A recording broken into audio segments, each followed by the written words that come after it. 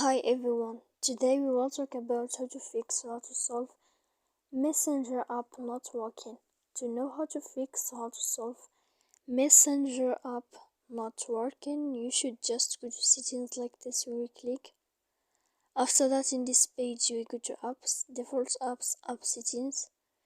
When you will see this list, you will go down to find the application of Messenger and you will enter here. Then in this page you will go to click for stop. After that you will enter to storage. When you will see this page you will click clear cache. Then you will go to click clear data.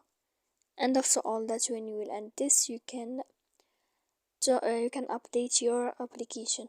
So please don't forget to support us by like and subscribe. See you next time in another video, and thank you for watching.